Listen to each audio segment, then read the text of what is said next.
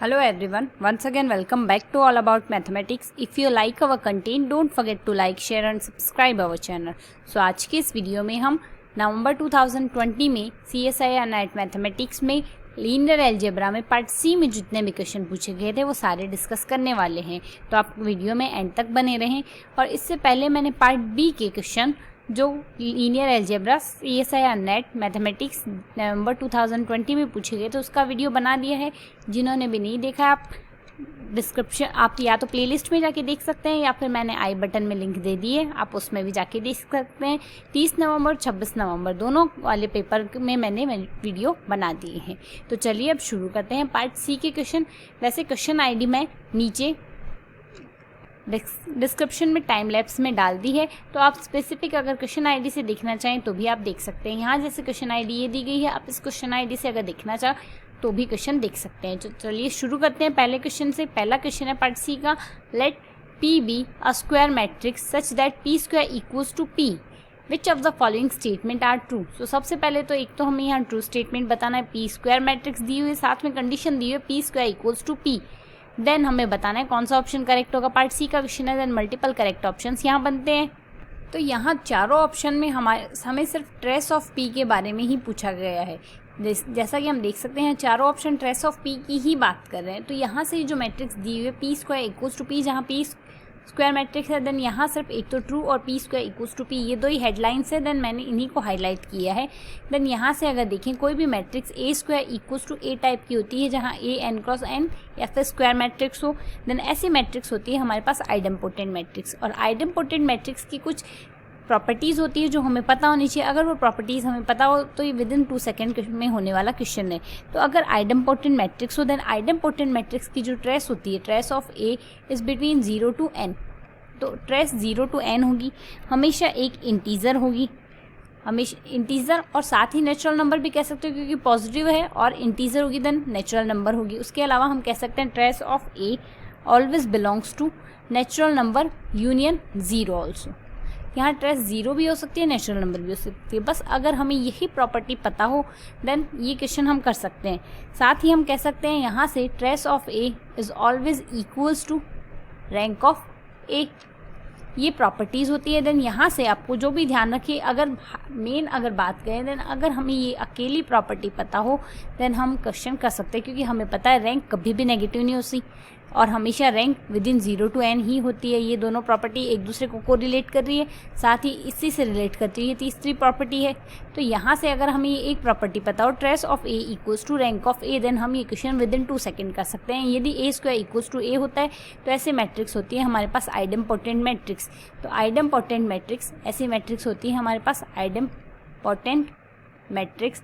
और idempotent matrix के लिए कुछ हमारे पास देन अगर यहाँ से देखें trace of A equals to rank of A, यदि trace of A equals to rank of A होगा देन यहाँ से हमें ए की जगह पी दिया हुआ है, तो trace of P is equals to rank of P, then हमारे पास ऑप्शन बी करेक्ट हो जाएगा। ठीक इसी तरीके से यहाँ कहा गया इरेशनल नंबर, भाई रैंक इरेशनल कभी नहीं हो सकती, लेकिन अगर रैंक इरेशनल नहीं हो सकती तो ऑप्शन नहीं डिस्कार्ड हो जाना है। इसी तरह ऑप्शन बी पे सी पर अगर आए trace of P is an integer, हमने ये कह दिया हमेशा नेचुरल नंबर यूनियन 0 से बिलोंग करेगी, इट मीन्स हमेशा इंटीजर होगी, तो trace of P is an integer, ये ऑप्शन भी करेक्ट हो गया। Third option last option D हमें कहता है trace of P is an imaginary complex number, हमने यह कह दिया ट्रेस हमेशा या तो नेचुरल नंबर होगी या 0 होगी, इट मीन्स इंटीजर होगी, पॉजिटिव इंटीजर। देन यहाँ से कॉम्प्लेक्स नंबर का केस ही नहीं बनता। देन इस क्वेश्चन में हमारे पास सिर्फ ऑप्शन बी और ऑप्शन सी करेक्ट होंगे। और अगर हमें सिर्फ ये एक प्रॉपर्टी पता हो कि ए स्क्वायर इक्वल्स टू ए होने से मैट्रिक्स आइडेम्पोटेंट होती है और आइडेम्पोटेंट मैट्रिक्स के लिए हमारे पास trace of A equals to rank of A होता है, देन हम विदिन 2 सेकेंड क्वेश्चन कर सकते हैं। अब चलिए चलते हैं नेक्स्ट क्वेश्चन की ओर। नेक्स्ट क्वेश्चन की क्वेश्चन आईडी है हमारे पास ये, देन क्वेश्चन पार्ट सी का ही है, let A and B be N cross n real matrices, let C equals to A B B A, which of the following statement are true. Then यहाँ are true कहा गया, then multiple correct option correct हो सकते हैं। Then यहाँ हमें सारे options की अगर बात करें, पहले ऑप्शन में पूछा गया lambda is an eigen value of A B, then lambda is an eigen value of C. Second option हमें कहता है lambda is an eigen value of A minus B, then lambda is an eigen value of C. Third option कहता है lambda is an eigen value of A और B, then lambda is an eigen value of C. All eigen values of C are real. Then यहाँ हर जगह सी की eigen values की ही बात हो रही है। तो यहाँ से अगर देखेंगे, पहले तो हमें प्रश्न में क्वेश्चन में दिया क्या गया है कि हमें जो ए मैट्रिक्स दी गई है, ए और बी हमें दी गई है, दोनों n क्रॉस n की मैट्रिसेस हैं। और यहाँ से जो सी मैट्रिक्स दी गई है वो हमें दी गई है ए बी ए टाइप की मैट्रिक्स। देन यहाँ से ये n क्रॉस n की, ये n क्रॉस n की, देन n क्रॉस n की मिला के यहाँ से ये सी हो कौन सी जाएगी, 2n क्रॉस 2n की, क्योंकि n ही रोज़ इसमें है, n ही रोज़ इसमें है, n कॉलम इसमें है, n कॉलम इसमें, तो यहाँ से n प्लस n 2n, तो 2n रोज़ हो जाएगी, साथ ही 2n कॉलम्स हो जाएंगे। तो यहाँ से तो हमने ये क्लैरिफाई तो कर दिया n क्रॉस n की मैट्रिक्स से यहाँ से 2n क्रॉस 2n की बनेगी सी जो है हमारी मैट्रिक्स। तो अब यहाँ से हम मानते हैं let lambda be an eigen value of A plus B. यदि ए प्लस बी की आइगन वैल्यू लेमडा है then there exist an eigen vector. जहाँ आइगन वैल्यू वहाँ आइगन वेक्टर एग्जिस्ट मान के चल रहे हैं, कर रहा है x belongs to R N such that A plus B into x is equal to lambda x. Let C be, C has an eigen vector, सी में अगर आइगन वेक्टर मान के चले y equals to x x, then C y can be written है, C यहाँ है ए B B ए और Y हमने अज्यूम किया है एक्स एक्स। देन यहाँ मल्टीप्लिकेशन से कर सकते हैं A x plus B Y, A x plus B x, A x plus B x. अब यहाँ से हम लिख सकते हैं सिंस सी वाई हमारे पास आइगन वेक्टर है, यदि आइगन वेक्टर लेते हैं देन हम क्या लिखते हैं A x equals to lambda X, जहाँ एक्स आइगन वेक्टर होता है और लेमडा आइगन वैल्यू होती है। देन लेमडा हमने एक आइगन वैल्यू अज्यूम की है ए प्लस बी की, देन यहाँ से ये A plus B into X X आ जाएगा यहाँ से। तो ए प्लस बी की आइगन वैल्यू क्या है हमारे पास, इसे हम लिख सकते हैं लेमडा एक्स। इसी तरीके से इसे हम लिख सकते हैं लेमडा एक्स, क्योंकि ए प्लस बी की आइगन वैल्यू लेमडा है, तो A plus B into x equals to lambda X. Then यहाँ से लेमडा एक्स आ गया, एक्स लेमडा हमने कॉमन ले लेना है क्योंकि लेमडा एक स्केलर वैल्यू है। देन यहाँ से एक्स एक्स आ गया और एक्स एक्स हमने अज्यूम किया है क्वेश्चन में, यहाँ से पहले ही हमने y, तो यहाँ से लेमडा y आ गया। अब यहाँ से हमारे पास क्या है, यदि y equals to x X है then C Y equals to lambda X. ये क्या इंप्लाई कर रहा है हमारे पास, देन ये हमारे पास इंप्लाई कर रहा है lambda is an eigen value of C, और अगर lambda is an eigen value of C then हमारे पास ऑप्शन ये करेक्ट हो जाएगा। Now come to the next option. Now let lambda be an eigen value of A minus B. अगर lambda A minus B की eigen value है then there exist an eigen vector X belongs to R N such that A minus B into x equals to lambda x. अब हम मान के चलेंगे C has an eigen vector हम मान रहे हैं यहाँ से y equals to x minus x और साथ ही y belongs to R n. Then यहाँ से सी वाई क्या आएगा, सी वाई हम लिख सकते हैं सी है ए बी बी ए और y हमने अज्यूम किया है एक्स माइनस एक्स। देन यहाँ से मल्टीप्लिकेशन से आ जाएगा A X minus B X minus A X which is equals to A minus B हमने अज्यूम किया है यहाँ से A minus B into x equals to lambda X. Similarly यहाँ से माइनस कॉमन ले लो, माइनस लेमडा एक्स आएगा। इसे हम लिख सकते हैं लेमडा हम अगर कॉमन ले लेते हैं तो ये आएगा एक्स माइनस एक्स और एक्स माइनस एक्स है हमारे पास y, तो लेमडा y आ गया। अब C Y equals to lambda y अगर आइगन वेक्टर है देन लेमडा आइगन वैल्यू होगी, हेंस हमारे पास ऑप्शन बी जो है कि lambda is an eigen value of C is also correct answer. So option B भी करेक्ट हो गया। Now come to the option C. Option सी के लिए हम अज्यूम करते हैं ए हमने एक मैट्रिक्स ले लेनी, एक 1 क्रॉस 1 की है, सिमिलरली बी ले लो 1 क्रॉस 1 की। देन यहाँ से सी क्या हो जाएगी 1 1 बिकॉज ए बी ए था, देन दोनों जगह 1 लिख दिया।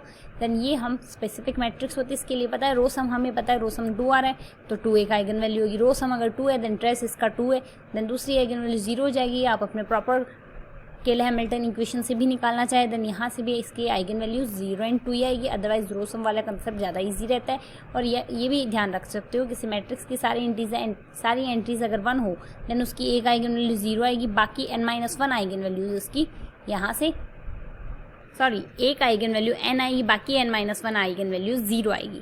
देन उसी कंसेप्ट से भी याद रख सकते हो या फिर आप प्रॉपर केले हैमिल्टन इक्वेशन से निकाल सकते हो। Then 1 is not an eigen value of C, 1 अगर आइगन वैल्यू नहीं है सी की देन ऑप्शन सी डिस्कार्ड हो गया, क्योंकि यहाँ से अगर देखें ए की आइगन वैल्यू 1 है, 1 क्रॉस 1 की है, बी की आइगन वैल्यू 1 क्रॉस 1 की है 1 ही है, तो ए और बी की आइगन वैल्यू 1 है। बट सी यहाँ क्वेश्चन ऑप्शन सी हमें कह रहा है अगर lambda is an eigen value, if lambda is an eigen value of A और B then lambda is an eigen value of C. अब यहाँ ए और बी दोनों की आइगन वैल्यू 1 है बट सी की आइगन वैल्यू 1 है ही नहीं, then option C counter example से डिस्कार्ड हो गया।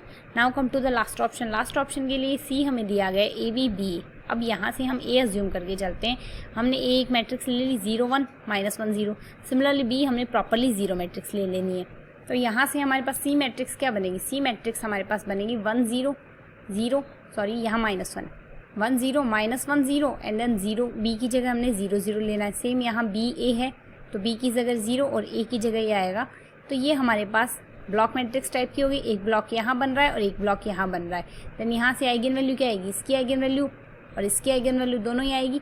देन यहाँ से इसके लिए हमारे पास कैरेक्टरिस्टिक इक्वेशन बनेगा, यहाँ से 1 0 0 1 था, ये है 0 1 और यहाँ से भी हमने अज्यूम किया 0 1, तो इस टाइप से बनेगा। देन इसके लिए आइगन वैल्यू बनेगी हमारे पास 0 1 -1 0, तो इसके लिए लैम्डा स्क्वायर प्लस 1, इसका कैरेक्टरिस्टिक इक्वेशन सेम इसके लिए भी सेम ही है, लैम्डा स्क्वायर प्लस 1। देन यहाँ से कैरेक्टरिस्टिक इक्वेशन के लिए 0 लिखते हैं। देन यहाँ से लैम्डा इक्वल्स टू क्या आ गया, lambda square equals to -1, then lambda equals to plus minus iota. Then इसकी सारी आइगन वैल्यू आ रही है हमारे पास कॉम्प्लेक्स। देन ऑप्शन डी कह रहा है सारी आइगन वैल्यू रियल होगी, ऑप्शन डी कह रहा है सारी आइगन वैल्यू यहाँ से 0 होगी। देन ऑप्शन डी डिस्कार्ड हो गया, ऑप्शन डी डिस्कार्ड हो गया, तो बचे हुए कौन से ऑप्शन, ऑप्शन ए और बी ही हमारे पास करेक्ट हुए थे।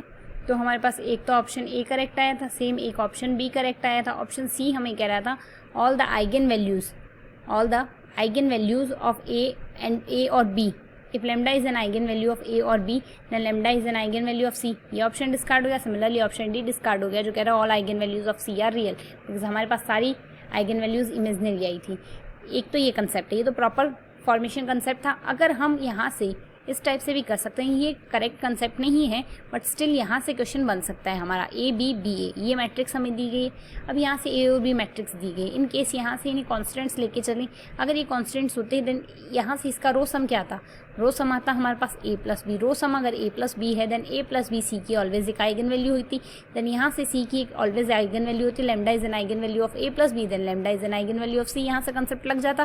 ठीक इसी प्रकार यदि A plus B eigen value होगी देन यहाँ से अगर ए और बी कांस्टेंट लेके चल रहे हैं देन ट्रेस ऑफ सी क्या आएगा, ट्रेस ऑफ सी हमारे पास आएगा 2a, trace of C 2a है, एक eigen value a minus B है, देन दूसरी आइगन वैल्यू क्या आएगी यहाँ से lambda 1 plus lambda 2 equals to trace आता है, देन एक आइगन वैल्यू ये आ गई तो लैम्डा क्या आ जाएगा यहाँ से 2a माइनस ट्रेस, ट्रेस है हमारे पास यहाँ से a प्लस b, तो 2a में से यदि यहाँ से 2a में से a माइनस बी हम माइनस करेंगे, a प्लस बी अगर माइनस करते हैं देन यहाँ से सिंप्लीफाई क्या होगा 2a minus a which is equals to a और यहाँ से minus of b, then a minus B eigen value होती, a प्लस बी हमने आइगन वैल्यू निकाली, a माइनस बी हमने आइगन वैल्यू निकाली, देन ऑप्शन ए और बी तो सही हो गए ना, और ऑप्शन सी और डी काउंटर एग्जाम्पल से हो जाते। बट अब जिस भी मेथड से करना चाहे, ये हमारे पास एक शॉर्टकट मेथड है, मैं ये नहीं कर रही हूँ एकदम करेक्ट है बट स्टिल यहाँ से क्वेश्चन बन सकता है। Now come to the next question. Next question हमें कहता है let A be N cross n real matrix and B be N cross one vector, suppose x equals to B has no solution, then which of the following statements are true. Then हमें true option बताना है और question में दिया क्या है, A n cross n की matrix है यानी ए स्क्वायर मैट्रिक्स है, बी एन क्रॉस वन की कॉलम मैट्रिक्स है, A x equals to B has no solution, then बताना है कौन सा ऑप्शन करेक्ट है। देन यहाँ से 1 बाई 1 ऑप्शंस देखेंगे बट पहले इसका एक्सप्लेनेशन अगर देखें देन बाद में ऑप्शंस पे आते हैं धीरे धीरे। अब हमें क्वेश्चन में दिया गया है A x equals to B, अब A x equals to B के लिए आइडियल केस से अगर देखते हैं रैंक ऑफ ए बी, अगर रैंक ऑफ ऑगमेंटेड मैट्रिक्स की रैंक ऑफ ए के इक्वल नहीं आती, A B rank of A B, यहाँ से ए बी हमारे पास ऑगमेंटेड मैट्रिक्स है, अगर ऑगमेंटेड मैट्रिक्स की रैंक ऑफ ए के इक्वल नहीं आती देन इस केस में हमारे पास क्या होता है नो सॉल्यूशन। अब हमें दिया गया नो सॉल्यूशन है, नो सॉल्यूशन देन सीधा सा है rank of A does not equals to rank of augmented matrix. In case rank of A B rank of augmented matrix is equals to rank of A आ जाए और number of unknowns के equal आ जाए then इस case में हमारे पास क्या आता है यूनिक सॉल्यूशन। और इन केस यहाँ से दोनों की रैंक तो इक्वल आ रही है पर नंबर ऑफ अननोन्स है या नंबर ऑफ सॉल्यूशन है उससे कम आ रही है, देन उस केस में क्या होगा इनफाइनेटली मैनी सॉल्यूशंस होंगे। देन इसी केस को हम यहाँ से लेके चलेंगे, A x equals to B has a no solution, अगर नो सॉल्यूशन है then rank of A B rank of A के इक्वल नहीं आ रही। अब यहाँ से ए हमें एन क्रॉस एन मैट्रिक्स दिए, बी एक कॉलम वेक्टर दिया हुआ है, देन सीधी सी है यहाँ से ए बी जो मैट्रिक्स बनेगी देन यहाँ से इसमें एन रोज तो होगी कॉलम्स यहाँ से n+1 हो जाएंगे।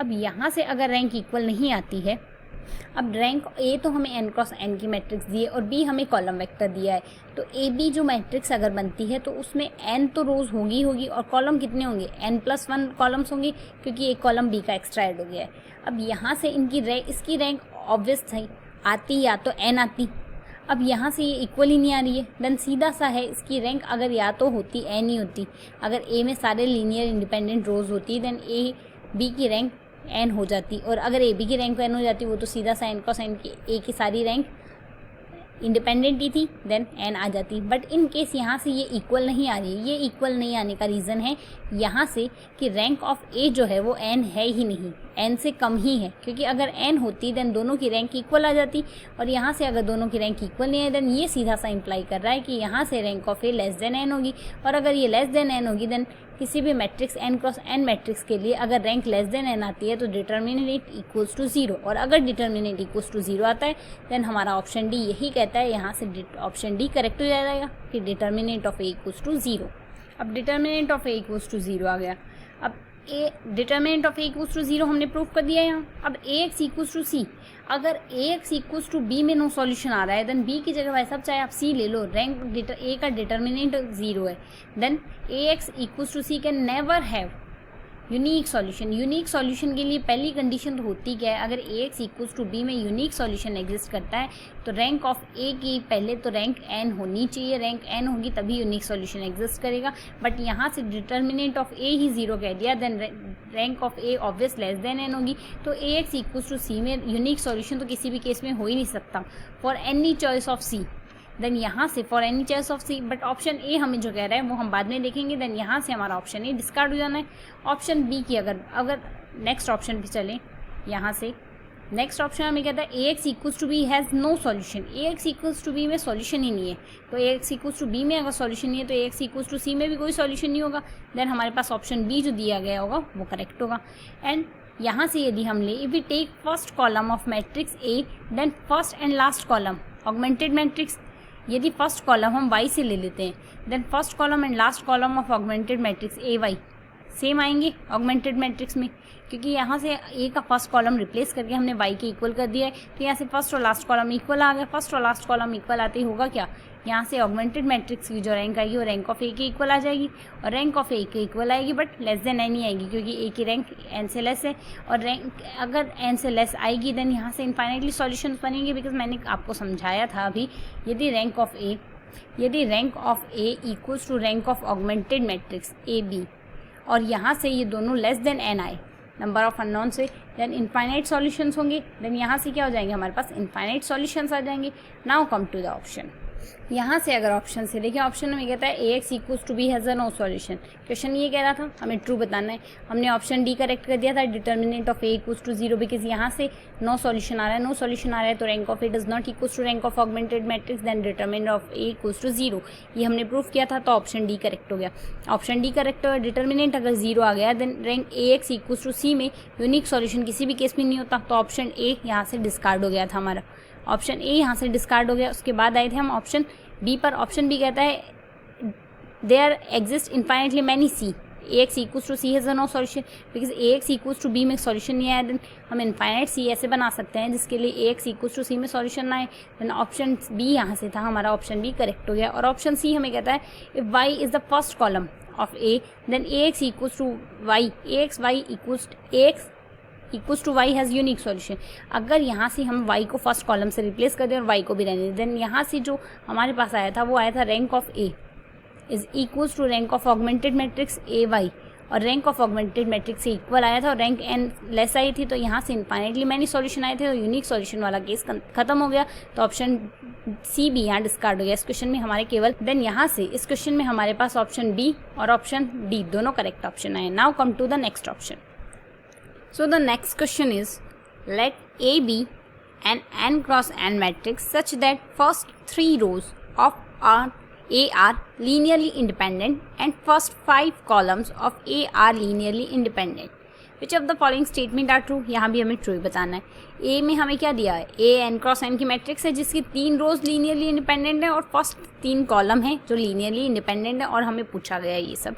फर्स्ट ऑप्शन कहता है A has at least 5 linearly independent row. Second option कहता है rank of A is between 3 to 5। Third option कहता है rank of A must be greater than equals to 5, and then fourth option कह रहा है rank of A square is greater than equals to 5।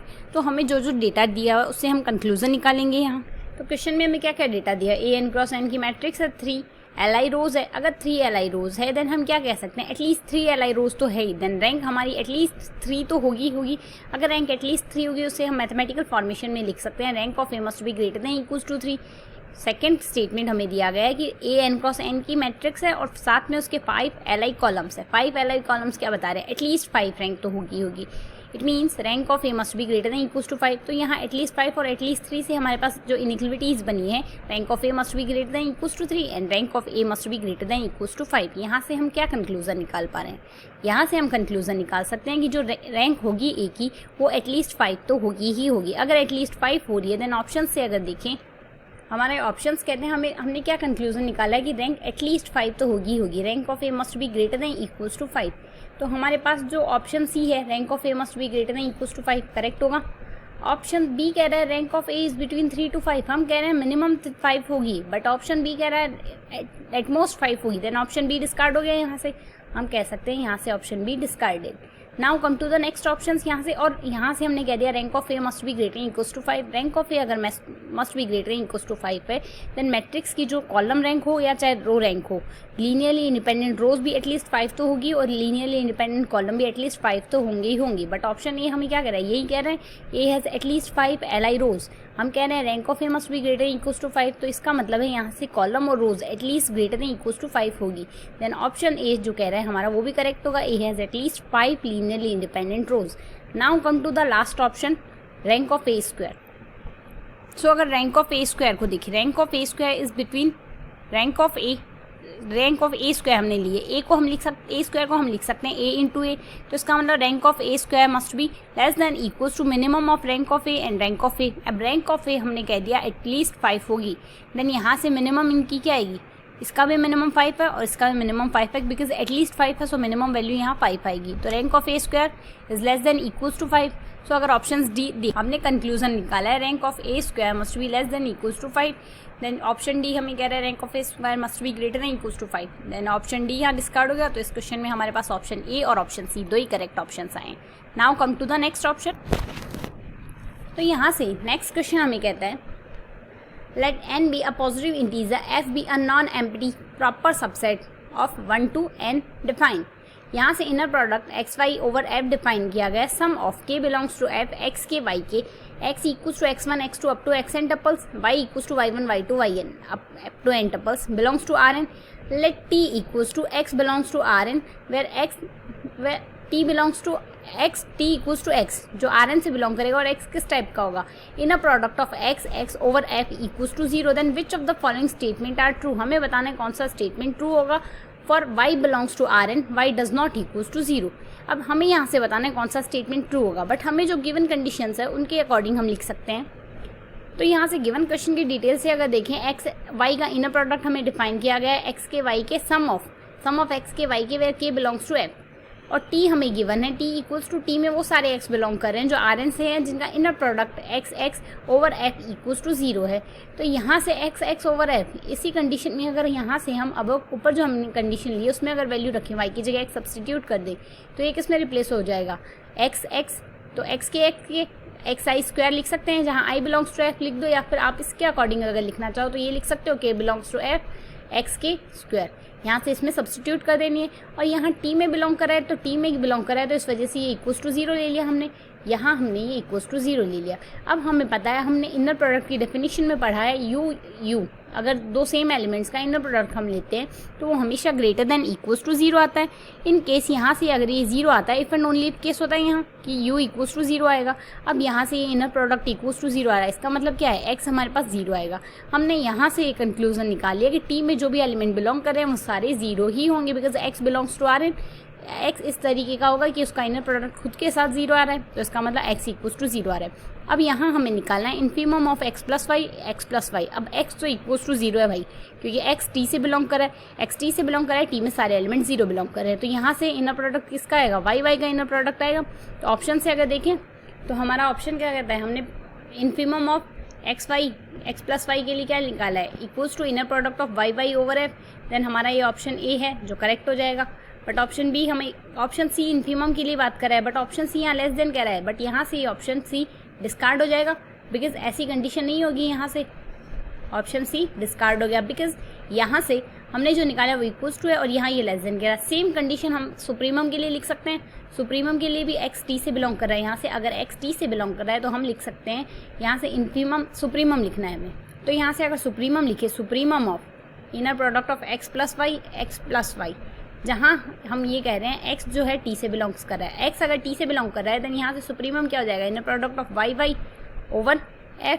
Then हमारे पास यहाँ से कौन सा ऑप्शन करेक्ट हो जाएगा, ऑप्शन बी करेक्ट हो गया, ऑप्शन बी करेक्ट हो गया, बट ऑप्शन सी कह रहा है greater than, option C directly discard हो गया, यहाँ से ऑप्शन डी डायरेक्टली डिस्कार्ड हो गया। तो इस क्वेश्चन में हमारे पास ऑप्शन ए और ऑप्शन बी दो ही ऑप्शन करेक्ट आएंगे। Now come to the next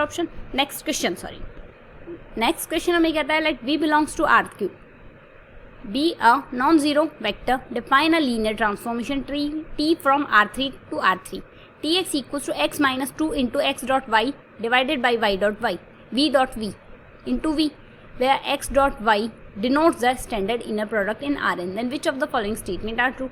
first option कह रहा है आइगन वैल्यूज ऑफ टी के बारे में, सेकंड स्टेटमेंट कह रहा है डिटर्मिनेंट ऑफ टी के बारे में, third statement trace of T के बारे में, and last statement T is the distance preserving. Then यहाँ सारे ऑप्शन टी के बारे में कह रहा है, तो टी हमें लीनियर ट्रांसफॉर्मेशन दिया हुआ है, T of x equals to x minus 2 x dot v divided by v dot v into v, और यहाँ से x dot v standard inner product को डिनोट कर रहा है। तो यहाँ से ट्रांसफॉर्मेशन के लिए हम आइडियल बेसिस लेंगे, स्टैंडर्ड बेसिस अगर काम में ले, ये हमें क्वेश्चन में ट्रांसफॉर्मेशन दिया हुआ है, transformation of x equals to x minus 2 x dot v divided by v dot v into v. अब वी हम मान के चल रहे हैं 3 टपल्स का सेट है, because we belongs to R3, R3 से अगर बिलोंग कर रहा है तो v इक्वल्स टू ABC हम अज्यूम करके चल रहे हैं, और standard basis E equals to assume करके चल रहे हैं 1 0 0 0 1 0 और 0 0 1, ये हमारे पास स्टैंडर्ड बेसिस होता है। तो अगर ट्रांसफॉर्मेशन ओवर 1 0 0 निकालें तो यहाँ से x की जगह 1 0 0 रिप्लेस करेंगे, x की जगह हमने 1 0 0 रख देना है, और v की जगह हमने ABC रख देना है, ABC रख दिया, ABC इंटू v ले लेते हैं, आप ABC भी रख सकते हैं यहाँ से। तो अगर सिंप्लीफाई करें तो यहाँ से क्या आएगा, डॉट प्रोडक्ट होगा x डॉट y, देन यहाँ से सिर्फ a बचेगा, a आ जाएगा। तो इसे अगर सिंप्लीफाई हम करें तो यहाँ से रिजल्ट आएगा, यहाँ से इसे हम सिंप्लीफाई कर सकते हैं 1 0 0 माइनस ये रहेगा हमारे पास 2 into a, b and c 0 से मल्टीप्लाई होगी, 0 में गए, डिवाइडेड बाई ये आ जाएगा a square plus b square plus c square, because यहाँ से स्टैंडर्ड इनर प्रोडक्ट है तो a का a से मल्टीप्लिकेशन, b का b से मल्टीप्लिकेशन प्लस c का c से मल्टीप्लिकेशन, यहाँ से v है हमारे पास a, b, c। सिंप्लीफाई करें, सिंप्लीफाई अगर करते हैं देन a का जो प्रोडक्ट आएगा, एक यहाँ से a से मल्टीप्लाई होगा, b से होगा, c से होगा, तो ये हो जाएगा 1 माइनस 2 इंटू, ये आ जाएगा 1 माइनस 2 इंटू a से इंटू a होके a square divided by a square plus b square minus plus c square. Similarly यहाँ से ये 0 है, 0 माइनस 2ba b और a से इंटू होगा divided by a square b square c square, same concept c से multiply होगा, 0 minus 2ca divided by a square b square plus c square.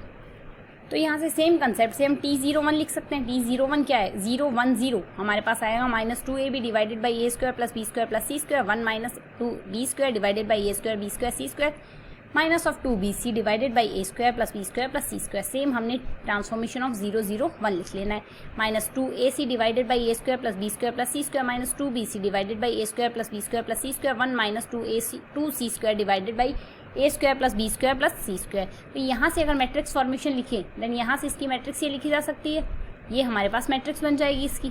तो यहाँ से हमने फर्स्ट t1 0 लिख दिया, t0 1 0 0, t1 0 0 हमने फर्स्ट रो बना ली है, t0 1 0 सेकेंड रो बना ली है, यहाँ से सिमिलरली थर्ड रो लिख लेनी है, सिमिलरली यहाँ से हमारे पास ये थर्ड रो बन गई।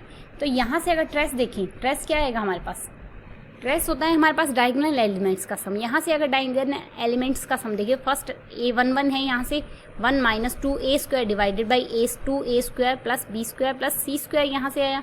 Similarly a22 1 minus 2b square divided by a square plus b square plus c square, same concept से यहाँ से a33 यहाँ से आएगा 1 minus 2c square divided by a square plus b square plus c square. यहाँ से हम इस वन को और इस वन को तीनों को एक साथ लिख सकते हैं, 3 माइनस यहाँ से 2 कॉमन ले लें, बचे हुए elements a square plus b square plus c square minus हमने कॉमन ले लेना है, डिवाइड करें, divided by a square plus b square plus c square. तो यहाँ से a square b square c square cancel हो जाएंगे, 3 माइनस 2 इक्वल्स टू क्या आएगा 1, ये आएगी हमारे पास ट्रेस। तो यहाँ से हमने यही सिंप्लीफाई किया है, trace of t equals to 3 minus 2 which is equals to 1, option C correct आ जाएगा। अब यहाँ से अगर इसके लिए हम कैरेक्टरिस्टिक पॉलिनोमियल लिखे, किसी भी मैट्रिक्स 3x3 के लिए अगर कैरेक्टरिस्टिक पॉलिनोमियल लिखते हैं तो lambda cube minus trace of t into lambda square plus sum of cofactors, cofactors यहाँ से T11, T22 और T33 जो मेजर कोफैक्टर्स है वही कोफैक्टर्स लिखिए, lambda square minus lambda square plus 1, lambda plus 1 equals to 0। यहाँ से यदि हम trace sum of all cofactors निकालेंगे, मेजर कोफैक्टर्स, वैल्यू आएगी यहाँ से -1 एंड डिटर्मिनेंट भी आएगा -1। ये आप सिंप्लीफाई करना, वैल्यू यही आएगी। अगर ना आए देन आप कमेंट सेक्शन में कमेंट करना, मैं डेफिनेटली इसका रिप्लाई करूंगी।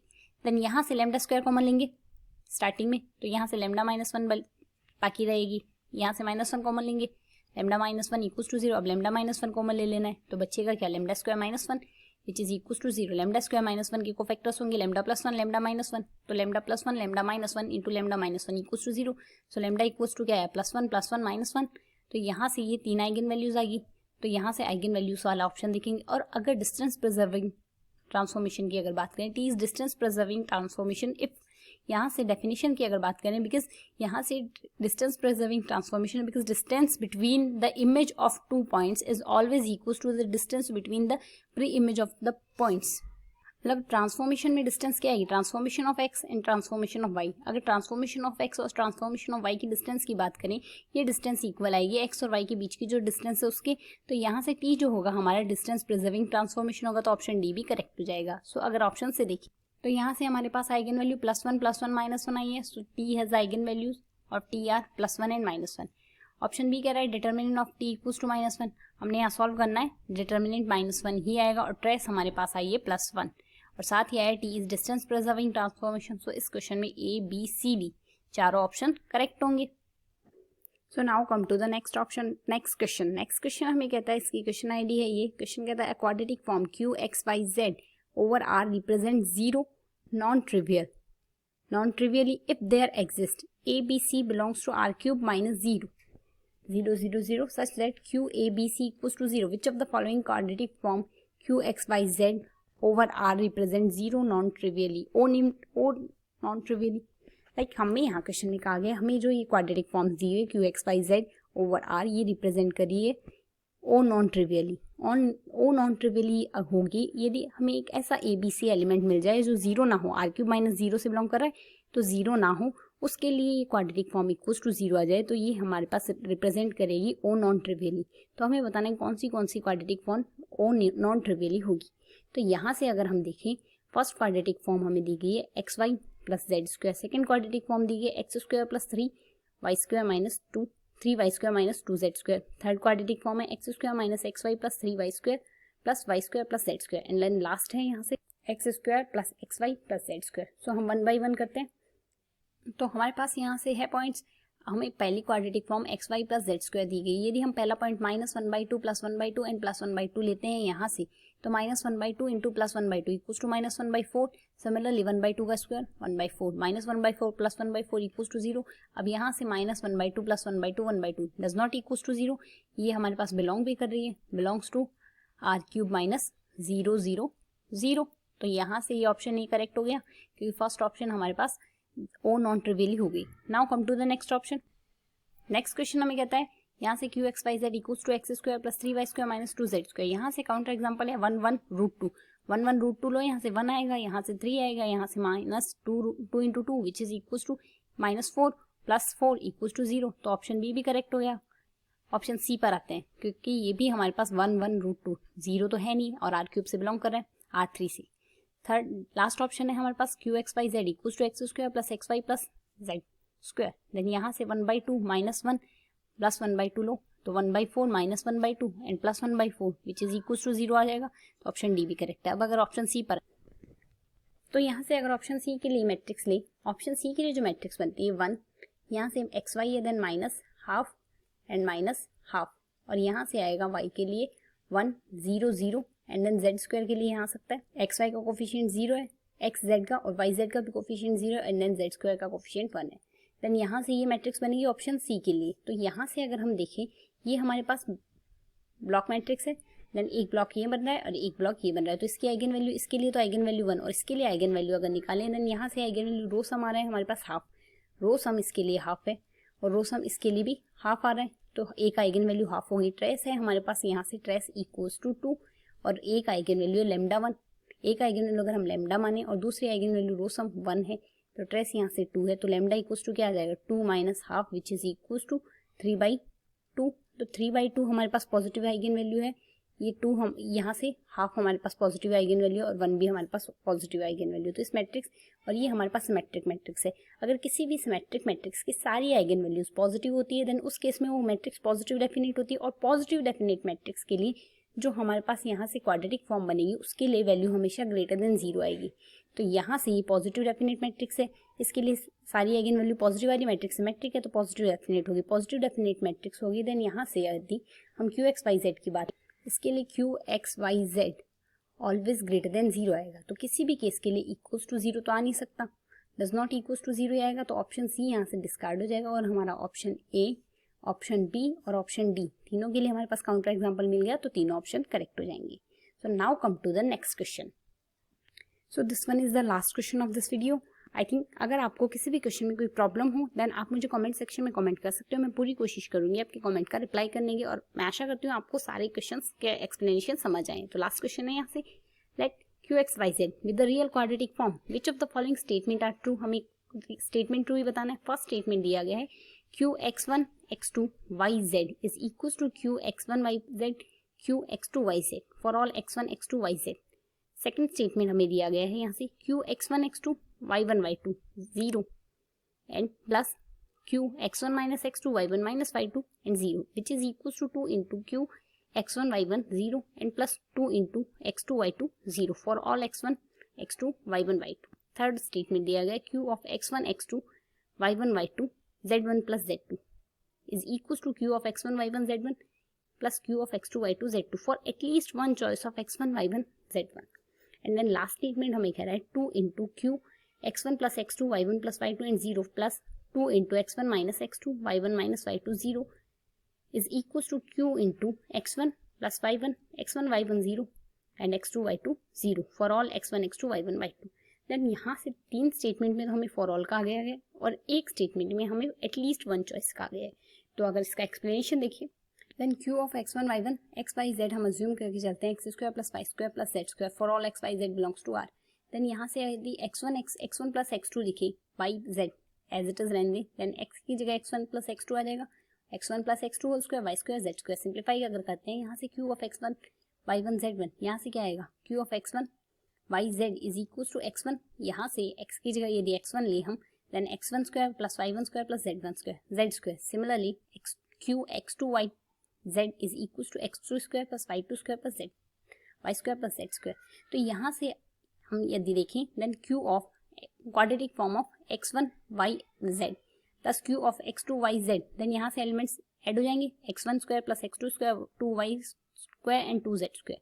बट यहाँ से हम अगर देखें then Q of X1 X2 YZ is equals to X1 plus X2 square X1 plus X2 whole square y square z²। Then यहाँ से एलिमेंट्स ही मैच नहीं हो रहे देन सीधा से क्या आएगा, दोनों इनइक्वल है, इक्वल नहीं है अनइक्वल है। देन यहाँ से Q of X1 X2 X1 plus X2 YZ is does not equals to Q of X1 YZ plus Q of X2 YZ for all x y z xy x1 x2 y z belongs to for all y। और हमें यहाँ ये कहा गया था कि ये condition true है फॉर ऑल, बट यहाँ से हमने काउंटर एग्जांपल निकाल लिया जिसके लिए ट्रू नहीं है, तो ऑप्शन ही डिस्कार्ड हो गया। Now come to the next option.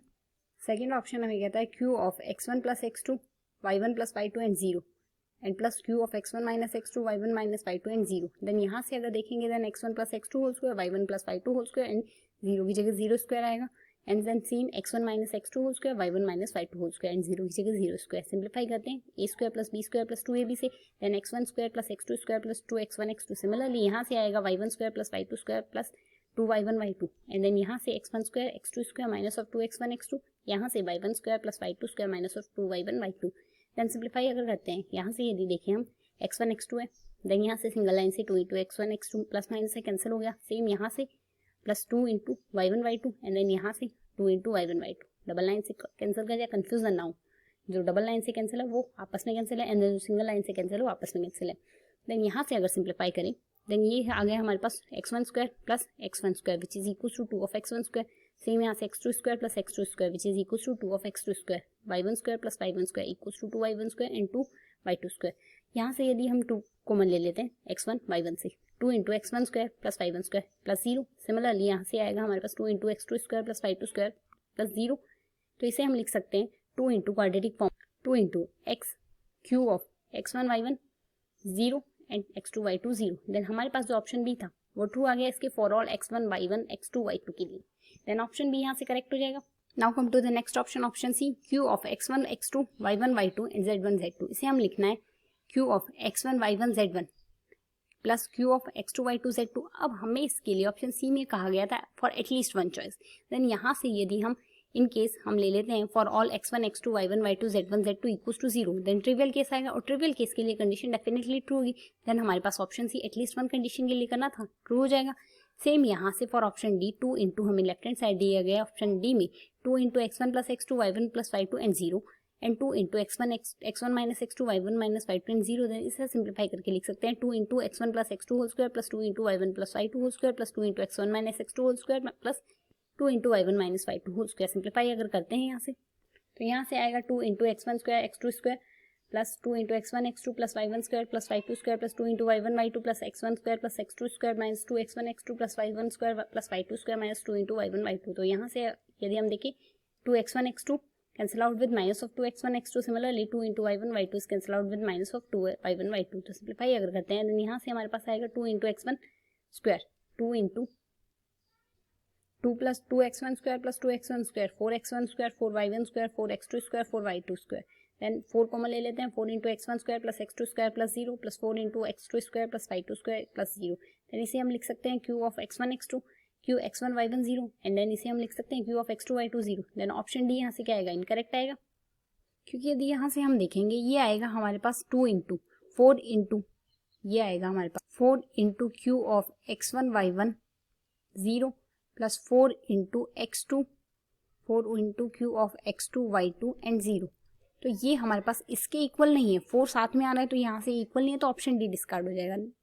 But यहाँ क्वेश्चन में हमें x1 y1 0 और x2 y2 0 दिया गया तो ऑप्शन डी डिस्कार्ड हो गया। इस क्वेश्चन में हमारे पास सिर्फ ऑप्शन बी और ऑप्शन डी दो ही ऑप्शन करेक्ट आए हैं।